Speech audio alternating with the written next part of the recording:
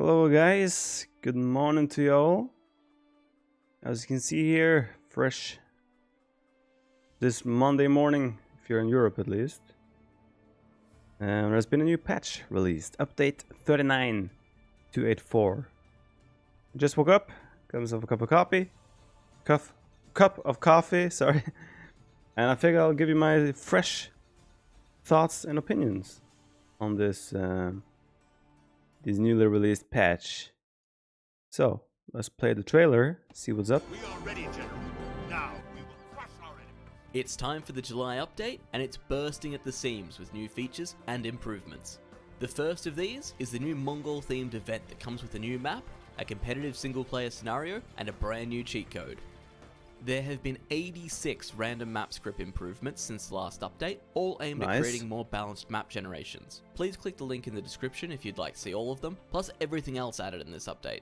For our multiplayer community, the map pools have now been split between random map and deathmatch, each having its own unique map pool. Sweet! There is now an option for random civilization matches in the ranked queue, plus there's even a preferred map option to give you a much higher influence on which maps from the pool you want to focus on.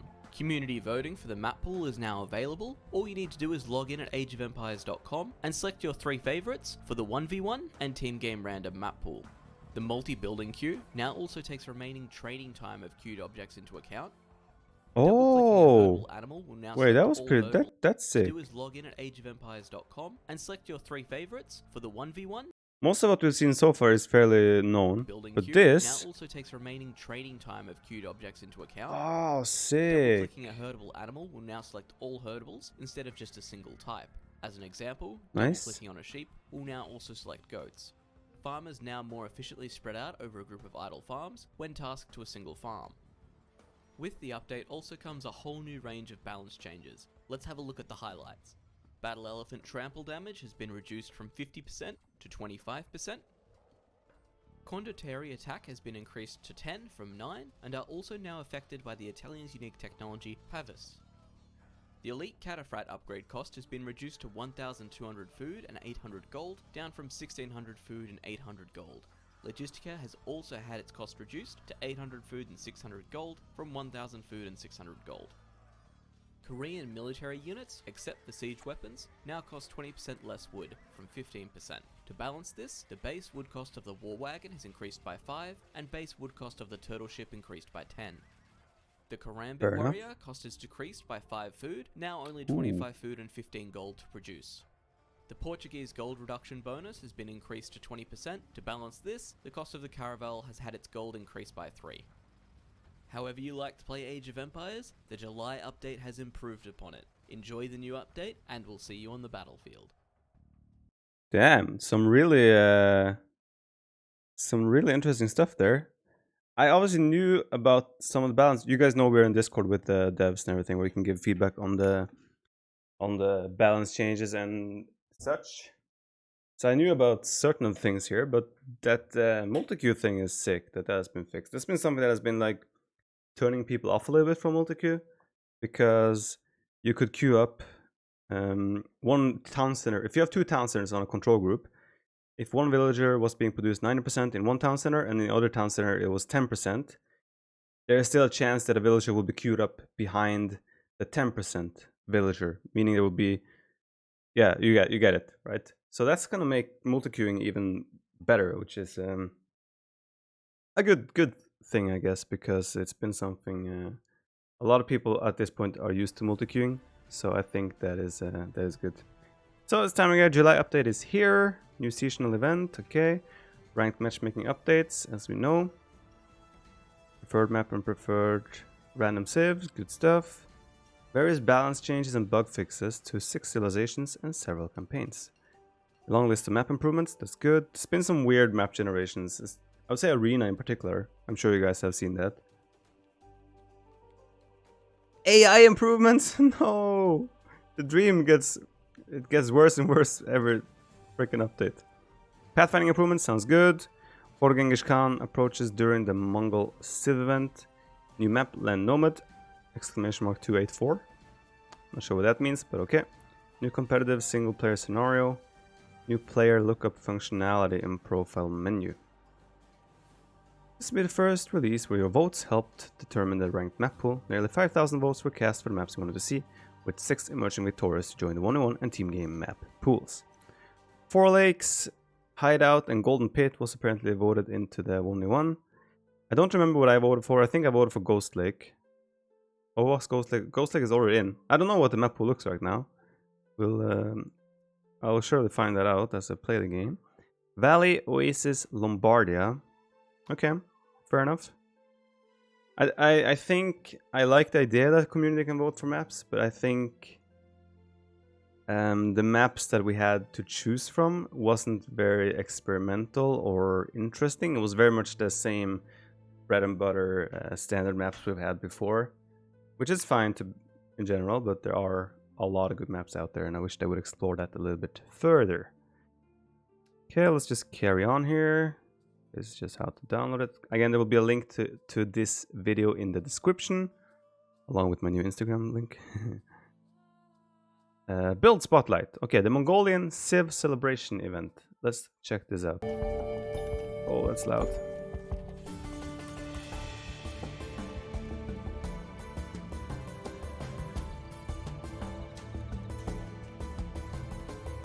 Oh, Genghis Khan statue.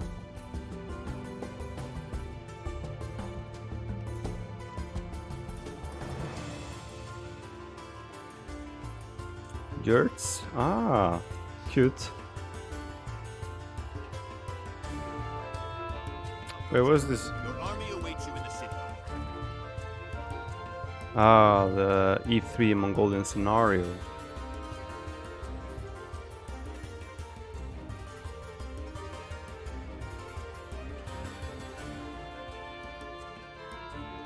Ooh, that one looks badass.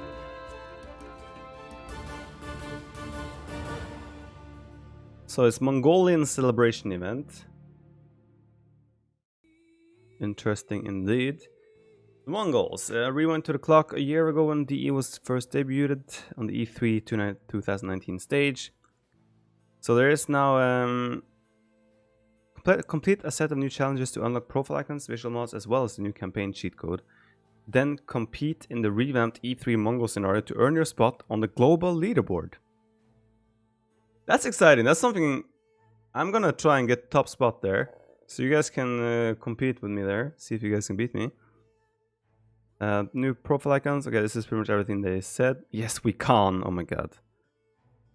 Okay, I'll just ignore that one. Yeah, looks good. I'm not sure what this manual is destroyed. I guess because Mongols have a bonus against siege. And there's a drill rammed. Oh, he has sunglasses. I didn't notice that. That's so good. See this bat? Okay, I can't zoom anymore. You see this guy? He has freaking sunglasses. Okay, that I like that touch. I didn't see that touch before. But I like that. I guess I gotta start looking more at these profile icons because there might be some hidden gems there. That's pretty cool. Okay. Okay, so what do we have here? Play a match on Land Nomad. Okay. Score more than 15,000 points in Mongol raiding scenario. Kill a siege challenger using Mengedai. Score more than 20,000 points. Advanced accumulation in less than 12 minutes using the Mongols. Okay. Fair enough. Let's just... again, if you want to read any of this in detail, link is in the description. I'm gonna be kind of going fast through this. The Nomad. Okay, it's a map where it's a Nomad start, just there's no water, pretty much. So, game stability and... Get away, fly. Stability and performance. Match will now automatically resume when a player resigns or leaves during a pause. That's great. That's really convenient because a lot of times there's a pause and someone drops or disappears or whatever. They leave the game and the other guy is just stuck there with the pause menu. So now he will automatically continue, which is great. And player profiles will no longer reset when changing to and from... Oh, that's great. Good stuff. Users playing with less than 16 gigs of RAM or 1 gigabyte of VRAM will now automatically default to and download the low resolution user interface assets. Okay. Fix a rare issue where after quitting out of a previous match, players could get stuck when joining a new match. Okay. Fix an issue which prevented players from creating another lobby after hosting a multiplayer match. Fix a crash which could occur when using siege towers in a game. Nice. Fixed a rare crash when returning to the map after the end of the match. Implemented additional anti-cheat protections so as to maintain an atmosphere of fair play. I would still like to see lobby improvements. Like, we have so many games where you try to start the lobby and it's just bugged, it's stuck, like, and you have to rehost to get a lobby started. Also, there's the issue with the maps not showing up correctly for all players, and therefore that being an issue. So yeah, functionality. New, added a player lookup feature on the profile menu. This allows you to easily search for players to add them to a clan, mute or unmute their chat ban from your lobbies, or report to the World's Edge support team. Okay, that's pretty awesome. Recently played. Ah, okay, cool. I like this. That's really good. I wonder if they replaced the mixer button on their game now with something as well. I'm not gonna open the game to show you anything in this video, but obviously you guys know where I stream, where I play, etc. So you guys, I will definitely check those out. I'm streaming today. This video goes live probably around 9 GMT. I am streaming today at 13 GMT, so we'll check out the new patch then, and we might play some games with Joden, because he's back. And then I have the Clown Cup against Bacti at 15:30 GMT today. Just a little bit of stream sell out there. Added a new lobby ban functionality to the host lobby and profile menus. This allows you to prevent players from joining custom lobbies you're hosting. Fair enough. Custom trees now use randomized rotations when spawned by random maps. Fix a rare issue where placeholder terrain couldn't appear on explored maps. Okay. Fix an issue where the attack sound, notification sound, would on occasion not play in circumstances where it normally should. Thank you! I've had so many times where I've played the game and been attacked, and I've noticed on the minimap, and then I click there and I'm wondering, wait, I've lost like 3-4 vills already. Why was there no attack sound? I really hope this has fixed that, because that is something that is super frustrating. Because those attack sounds are supposed to give you that little bit of warning when you're being attacked. The maximum music volume is now double the previous limit. Right. Age advancement is now also displayed in the global queue. Oh, that's really awesome actually. That's something I've been missing. Because you can see villagers queued up even behind the age advancement. And the age advancement you have to look up to the middle still, or check your towns and whatnot. So that's cool. Fixed instances of distorted icon colors for some technologies, such as Bloodlines and Carini. And then I might have to add icon colors again to see if I... oh wait, no, that's already there. Never mind.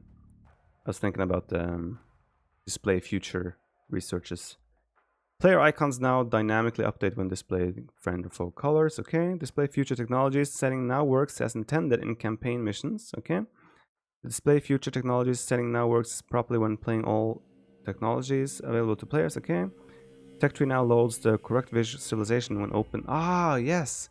That's nice as well. Because I will be playing as Slavs. The game is over. I open the tech tree. It starts at Aztecs. Now it should start at Slavs. That's good. The game will more accurately convey when a recorded game file ends abruptly due to a playback error. Okay. Implemented adjustments to the profanity filter based on feedback and user statistics. Thank you. I still would like to just have an option. Activate profanity filter or not, right? Removed the mixer button from the game menu. Feels mixer, man. Alright, gameplay. Add a new hotkey field to quickly issue the oh, they did that. I suggested this. I'm not sure if that's a good idea though, actually, in hindsight. This will make monks even stronger to micro and such. Yeah, this might have been a mistake. I'm not sure if I was the one who triggered this with my suggestion. But okay. More micro potential for monks. I need it because I have had shit RNG luck with my monks lately. So, bring it on. The select all land military units and select all visible land military units will no longer include monks that are transporting a relic. Awesome. Not that I use that anyway, but I'm sure some people do. Farmers will now properly spread out to nearby idle farms after right-clicking and group to a single plot. Awesome. The multi-building production queue now takes the remaining training time of queued items into account when adding to the queues. That's also really, really good. I'm happy about that. That's gonna... I don't know how many games I've had to actually I queue up things and I have to go to the building and readjust because it did queue up in the wrong building when I use the multi-queue. So that's pretty cool. Double-clicking herdable animal will now select all animals. Okay. Riderless horses and camels can now be loaded into transport ships. Riderless horses and camels. I assume these are the... Sometimes on Mega Random, for example, you start with a horse and a camel. Without... That is not a scout and can't attack. I assume those are those they are being referred to. Holding Alt and right-clicking with a selected unit will prioritize attacks on enemy units. Alt plus right-clicking a building or a resource will result in a move command instead of another action. Okay. I think this is to help with... Wait, I'm confused here. So imagine villagers are building a castle on the foundation there. We had some problems where the hitbox was really weird for villagers there, and it would be hard to hit vills. You'd rather click the castle or the building more often.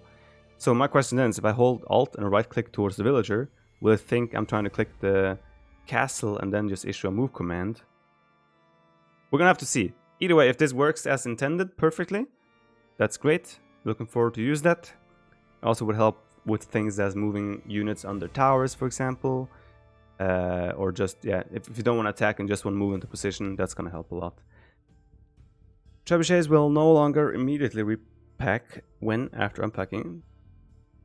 They then have to move to fire upon their intended target. Okay.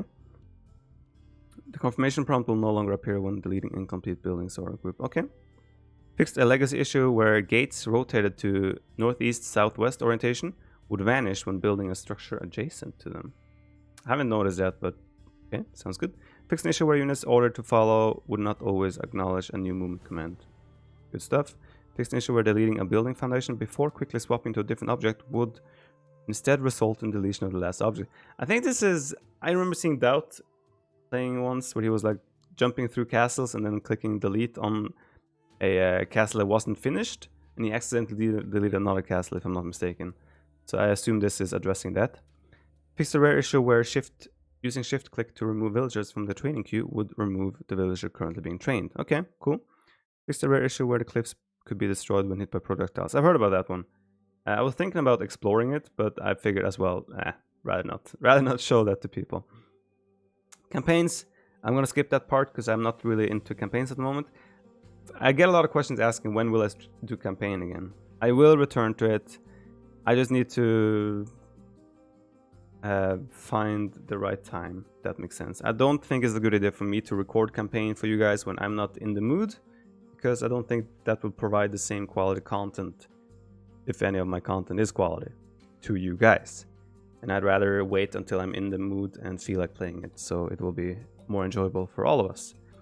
Battle Elephants reduced trample damage from 50% to 25%. That's a good change.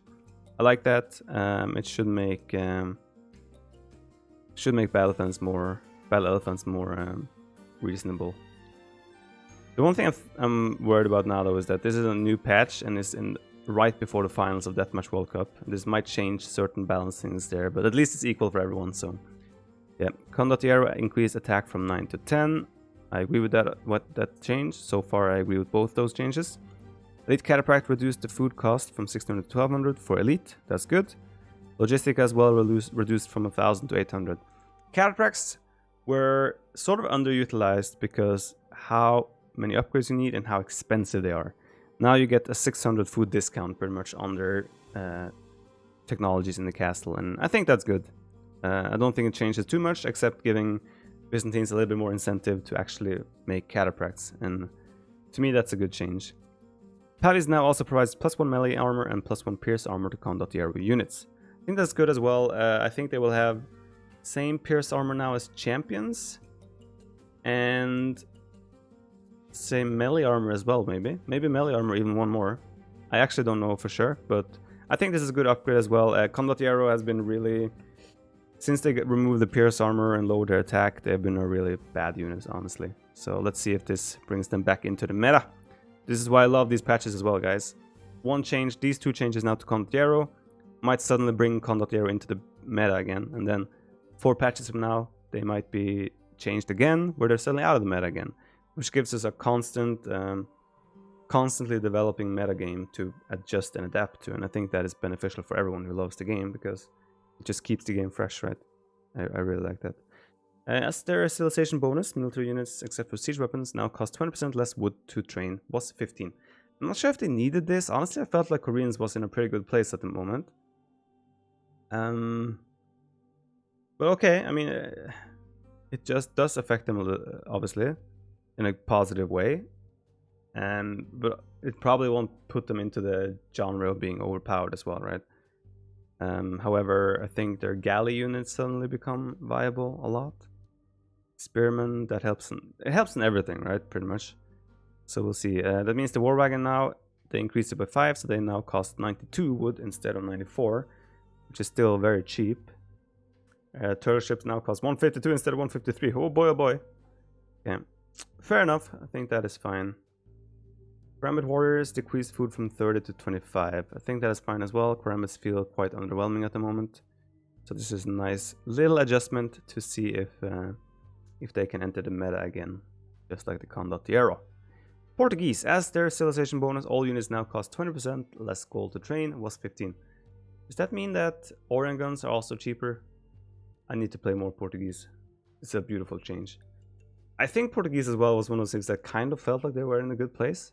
So I don't know if they needed this, but let's see how it plays out. There again, all these changes where I'm like a little bit skeptical. It doesn't mean they're suddenly put to the top tier, right?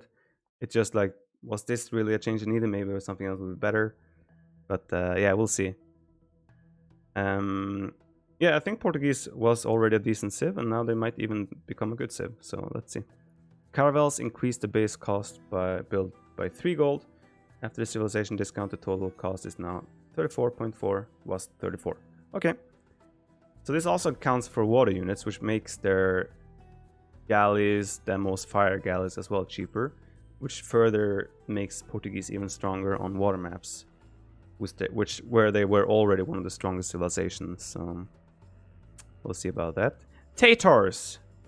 Flaming Camel increased attack bonus against elephants from 80 to 130! Increased blast radius. Oh my god, okay, guys. Flaming Camels, back on the menu. No question about it. Alright, that's exciting to me. I'm scared it might get too OP again, but still again, it's only against elephants, right? So, should be fine. I would like to see them have some bonus damage against buildings or something to make them a little bit more exciting as well. Right now, they're very one-dimensional. But then again, with the increased blast radius, maybe they can be exciting again. So, we're gonna have to try that out for sure. Relics will now spawn during infinite resource. Okay. Generation of player goldstone has been further adjusted to prevent resources from overlapping or appearing stuck. Acropolis increased the amount of starting gold to 4 gold. Okay. Removed extra boars from the map. Okay. Hilltops will no longer generate forest and deathmatch or infinite resource mode. Okay, cool. It's good for deathmatch, obviously. Extra deer. It's just a bunch of map changes here, right? These are things that doesn't make sense to me to just read through them all. I think this is better that you guys just open a link and read through them yourself if you want to. Oh, Mega Random increased the chance of starting with Victoria at 1%. Sick. Mega Random looks exciting, more exciting like that. You can start with fishing ship, transport ship, fortified palisade, horse or cam. Okay. Alright, that's interesting. I'm just gonna go quickly through. Yeah, there's just too many changes. It doesn't make sense to me to sit here and read through all of those. I might check them out myself later, but yeah. So, general, new preferred map option. You can now favorite a map you want to play, and then if the other guy you face have the same preferred map, that will be your map. That is pretty cool. I like that. If players have a different... So, as I said, if they have the same map, you will play that. If players have different preferred maps, it will choose from the two. Not sure if you can hear the helicopter outside. It's very loud to me. If players have different preferred maps, they will choose from the two. Yeah, okay. Oh, okay. So if I have Arena and you have Arabia, we will still get one of those two maps. I assume unless I have banned your map, then it might become my map. Okay, this is a little bit confusing, but I assume... Oh wait, okay, if one player has map preference and the other doesn't, the preferred map will be used. Okay. Alright, so now it's gonna be very, very... You're gonna be very, very likely to play preferred maps now, by the looks of it. Okay. If neither player has a preference, a random map will be selected from the pool of non-banned maps. Okay. Continues, the map is selected from the list of preferences provided by players, skewing towards those that are preferred by the majority of the players. Okay, cool. Added a new random save option. Okay. With the option, all picks in a given match will be randomized, not just an individual's pick. Awesome. The map pools for random map and deathmatch are now split individually, catered to the style of each game mode. That is also awesome. I really enjoy that. This is something I've been vouching for a long time already. We need to separate the map pools. Deathmatch plays way differently than RM. You cannot have the same maps for Deathmatch and RM. Just like 1v1 and team games are very different in terms of how to enjoy certain maps. So the fact that this is now the case is awesome. We already have 1v1 and team game split. Now we also got random and deathmatch. I would like to see Empire Wars, honestly, with the balance changes we had during the Red Bull Willow tournament. I would like to see that as an option as well. Mix in some Empire Wars, why not? Added additional spectator delay options, including 1, 2, 3, 4, 5, 10-minute delays. Awesome. Map bans are now visible. Just gives more flexibility to tournaments and tournament hosts in general. Map bans are now visible to all party members, not just the party leader. Awesome, that's been something annoying. Added a menu and lobby notification to warn of impending server maintenance. Okay, that's really good as well. Guys, this game, okay, we don't know, I don't obviously know right now if there's gonna be bugs, etc.